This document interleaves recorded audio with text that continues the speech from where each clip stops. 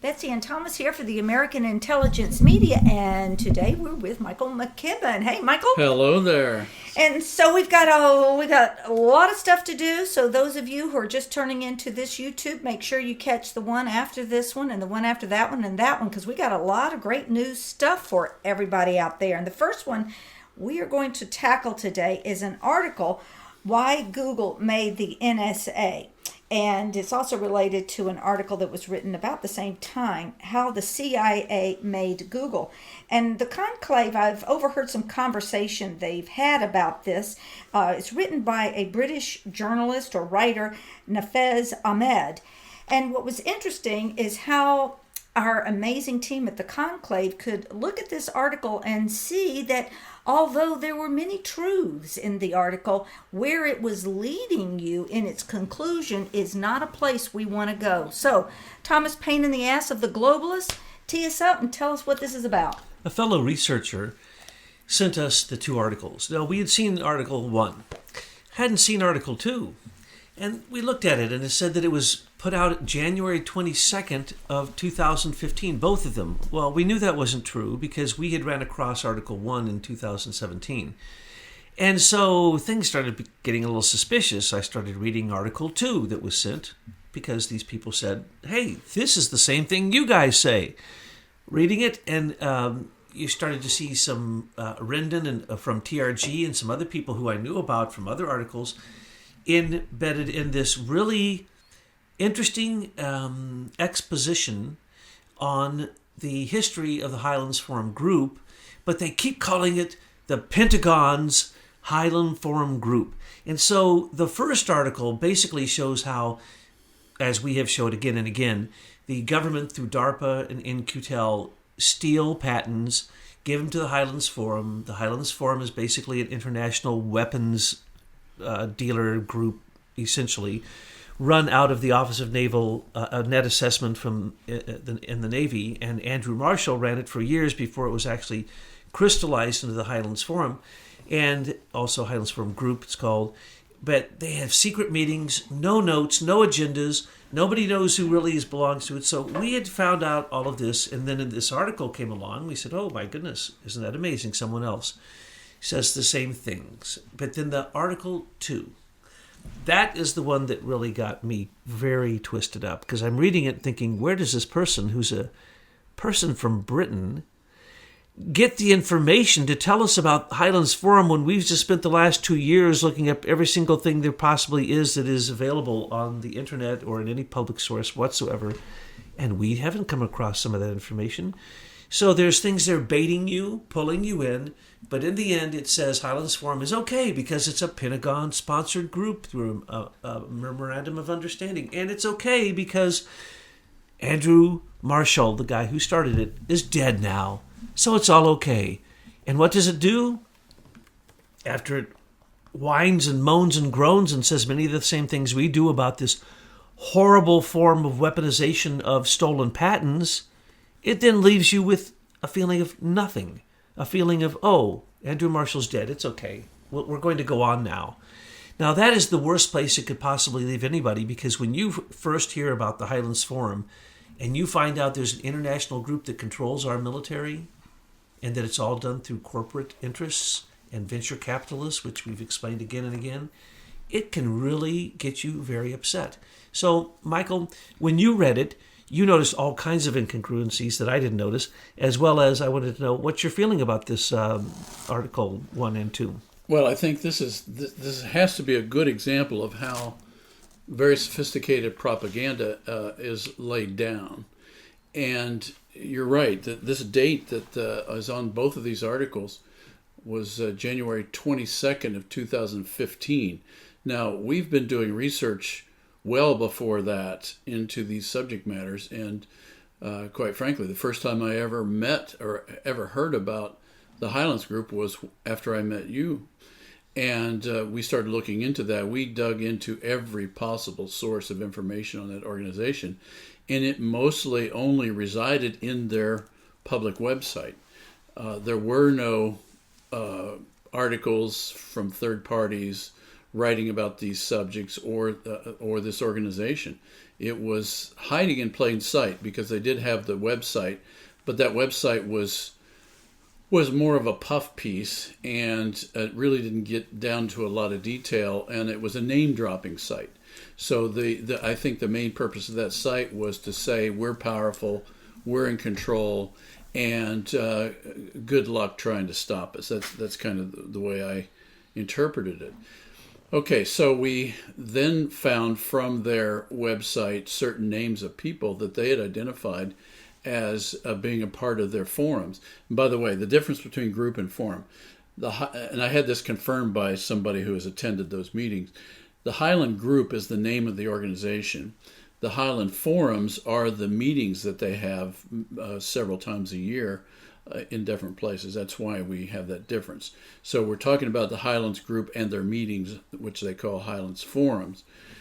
And there's one particular man by the name of Philip Venables that popped out like a sore thumb for me in this article, because it went into great detail about who this person is and his involvement with the Highlands Forum.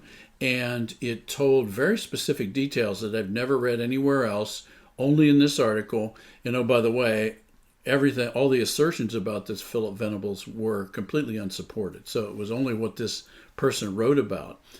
And Philip Venables' name also came up in another hidden document from Hillary's private email server, and it was the notes of the minutes of the 1993 meeting where a think tank group, obviously now this precursor to the Highlands group, got together to give the FBI a backdoor key to all encryption. And at that conference was this person by the name of Philip Venables. And he was identified as a Goldman Sachs executive, and his specialty was cryptocurrency in that document in Hillary's private email server. And that meeting was organized by my former patent attorney, James P. Chandler, and also by the Carnegie Institute or Carnegie Endowment for Peace. Okay, so the next time we roll forward, the next time Philip Venables' name appears is in Obama's Technology Council in 2016. He was an advisor to the Obama administration right up until Obama left office. And even on the White House documents, it says that he's a former Goldman Sachs executive and his specialty is cryptocurrency. So here we have a continuity over the issue of cryptocurrency and its control by Goldman Sachs in the digital world ever since the early 1990s. Are we like talking about Bitcoin? We're talking about Bitcoin and everything else that has been named and identified as various forms of cryptocurrency. So this group clearly was working on developing the new type of money that they wanted us to be able to use going forward. And Philip Venables was specifically identified in this article, but the curious thing, the smoking gun and why this was clearly propaganda is because nothing in this article identified Philip Venables from Goldman Sachs with cryptocurrency. And in fact, this article did everything it could to steer people away from the idea that he was controlling cryptocurrency design. And that's what patriots need to see with propaganda, is not just so the lies that are just told, the outright lies, it's also the serious omissions in any kind of investigative work. Right.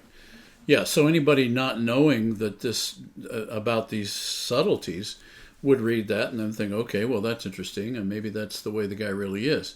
Well, we know from hard documents what he was doing, and whether that was nefarious or not, I don't know. All we know are the facts. And the facts are he's been involved with cryptocurrency ever since the early 1990s and was involved with cryptocurrency right up until the end of Obama's administration, probably still is involved with cryptocurrency. And isn't it curious that an article pops out of nowhere that's all of a sudden discussing this guy in detail? Well, don't you think our researchers would have found that document? Because if you type his name now, this document pops up as either the first or the second choice on Google. So Article 1 and Article 2 can now be easily found. Article 2 didn't exist. But Article 1 and Article 2 were written on the same day with the same exact number of pages for each article. We have confirmed that it wasn't published on January 22nd of 2015. We've confirmed that. We don't know exactly when it popped out, but we think it's sometime in 2017. And we know that Article 1 popped up as a reposting in 2017. That's when we saw it. Now, Article 2, why would it be held back, then be released now, acting as if it was actually published in 2015? Because those are the cutoff dates. They didn't want to go into the people who are now in power. So they left it with Andrew Marshall before he died. And so 2015, they were clean enough to say, here is the system that DARPA and In-Q-Tel, that the Department of Defense and the CIA and the NSA use for their research and development, stolen from everyone, but particularly patents from Americans, and of course through the Serco system of the British getting involved and them getting their share. And then it goes to Highland Group and their forums. And what happens is they invite all kinds of people from our enemies, from countries that are enemies. They invite all these corporate leaders, and then they take the top secrets that they have, share them out with all nations, so everybody can compete with each other in war. It's a continuation of war mechanism, and it's disgusting. We had pointed out in 2017, after reading Article 1, all this stuff that shows up now in Article 2. As a matter of fact, exact phrases and materials from 2015 that were an Americans for Innovation site on their timeline and from their staff writers are also included in Article 1 and Article 2. It's so bizarre. So whoever, this person who claims to have written it, Nafeez Ahmed... well, he's a Brit. So obviously he wants to keep y'all... Well, this is just me and my opinion. He wants to keep you off the track because you're a bunch of hound dogs and you're barking up the Privy Council. So they've got to stop you. So they write this piece and say, okay, we'll tell you what you already know, which has already been published out there on our site, but we're going to deflect and we're going to move you over here in this direction. But I've got news for them. These hounds can hunt. They get the sniff. They're going for the kill. And they're what are they distracting from? The fact that the CIA runs Facebook, always has. That the Department of Defense runs Google, always has. That it runs... But Douglas, part 2 of this article says, why Google made the NSA. What kind of title is that? Both titles are stupid. They don't make any sense and they're not true. The NSA was created in 1947, I believe. It's the reverse of truth. But what it does do is it allows you to get upset with the Pentagon and put it all upon Andrew Marshall's shoulders, the man who really used to do this more or less by himself and working directly with the Council on Foreign Relations, who they don't mention. Or it doesn't mention who's doing this today. It doesn't mention James Breyer. It doesn't mention Excel. It does mention Excel. It does Excel. But it doesn't mention Sequoia. It doesn't mention a lot of the other... It doesn't mention James P. Chandler. Right. It doesn't mention Major General James E. Fries, the creator of Echelon. It doesn't mention a lot of key people. So there's 82 pages of stuff here that clearly are throwing a lot of facts into a bowl and mixing them all up and enabling people to come and take a little bit at a time. The person who sent this to us called and said, this sounds a lot like what you've been talking about and your researchers have been pulling up. And once we looked at it, we realized, there's a lot of our stuff here. And so the question is, what is the purpose of this article? And if we take your fine work on helping people understand what propaganda is, we started looking at the end of these articles to see what was their conclusion. And their conclusion, I would say, in both cases, and hopefully Betsy's going to put these articles up in the notes of this video, your conclusion is this problem's too big, the system's too far along, you can't do anything about it as we the people, so get used to it. So you know what we need for busting up the Highland group, Thomas? What's that, Betsy? We need the Highlander. And I believe there's only one. I'd like you to wrap us up and tell us a little bit about the Highlander.